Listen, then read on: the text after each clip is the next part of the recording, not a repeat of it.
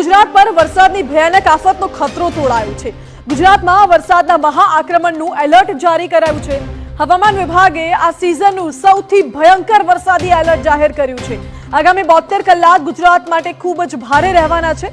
રાજ્યના અનેક જિલ્લામાં અતિ ભારેથી અત્યંત ભારે વરસાદની આગાહી કરવામાં આવી છે। ડીપ ડિપ્રેશનનો ભયંકર ખતરો ગુજરાત તરફ આવી રહ્યો છે।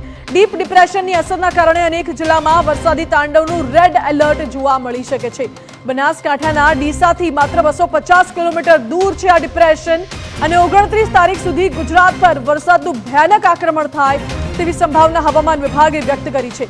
અનેક તાલુકાઓમાં 8 થી 12 ઇંચ વરસાદ ખાબકી શકે છે। આજે અને આવતીકાલે તો મેઘરાજા પોતાની ભયાનકતા બતાવવાના છે। હવામાન વિભાગે આગાહી પણ જાહેર કરી છે।